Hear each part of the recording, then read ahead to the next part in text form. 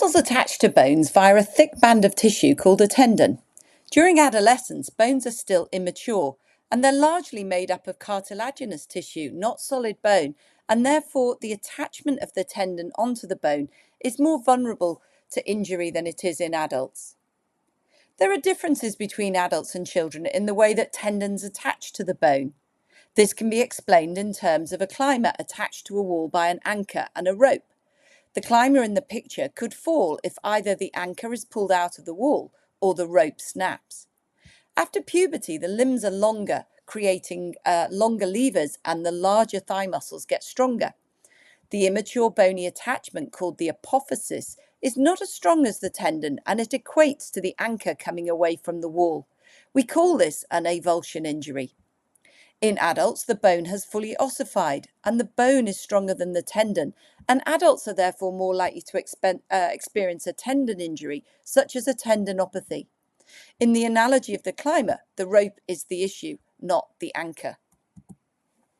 The tendon attachment at the apophyses can be irritated gradually over a longer period of time, and the player may have a low grade of pain on activity. We call this an apophysitis.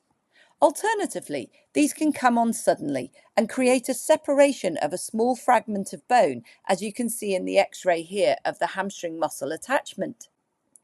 These are called avulsion injuries, and sometimes the word fracture is used, although these mustn't be confused with the typical word for fracture when we break a bone. As long as the child rests as soon after they develop symptoms and allow the bone to heal, these stick back together without problems, but they do take several months to heal. Each muscle attachment around the hip and pelvis transitions from cartilage to bone at different times. In the picture, you can see the names of some of the muscles, and in green, the average time that these change from being cartilage to bone. There's a big window because children mature at different times.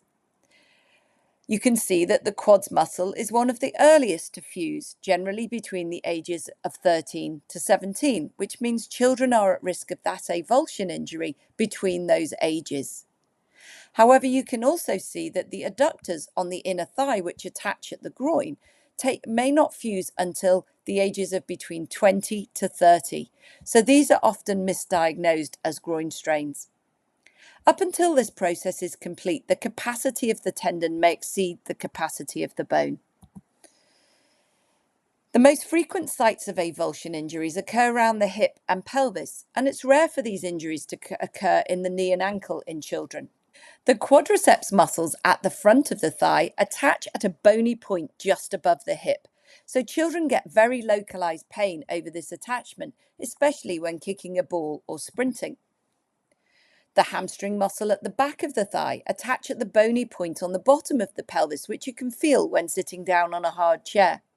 Kids often find deep squatting, lunging, and flexing the hip hurt where the tendon attachment is inflamed. The adductor muscles at the inside of the thigh attach at the bony point on the front of the pelvis, deep inside the groin area. The athlete will most commonly get pain on changing direction and movements from side to side. Avulsion injuries are more common in boys than girls because of the increase in testosterone after puberty, making these muscles much stronger. It commonly affects children who go through a more rapid growth spurt and have lower levels of flexibility, or perhaps have a very strong muscular build. The research is still emerging, but it has been linked to low levels of vitamin D, so it's worth getting this checked out. The child will present with localized pain and tenderness where the tendon inserts into the bone. Around 1/3 will experience a popping sensation if they've had an avulsion, but the lack of a pop does not mean that the tendon has not avulsed. Avulsion injuries can sometimes be spotted on X-ray and are more accurately diagnosed via an MRI scan. An experienced youth athlete clinician can assess the child by asking the right questions and performing a series of tests to determine if imaging is required. MRI scans are helpful in grading the injury so that the right rehabilitation can be implemented and the time frame for healing established. To make sure that the degree of separation between the tendon attachment and the parent bone is not made worse, the athlete needs to stop all sporting activities that might provoke the injury for a period of time. There will be some exercises that help the healing, so it's important that the athlete does not return to sport without first completing a supervised rehabilitation program with a youth athlete clinician.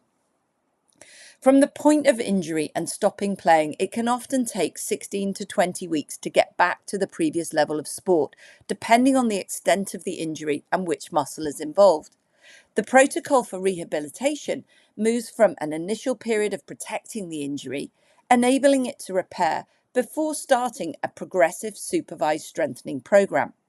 The athlete will often be pain-free in 2 to 4 weeks, but this is not a sign that the injury has fully healed, so it's important to listen to the health professional regarding what level of activity is safe to do at each stage.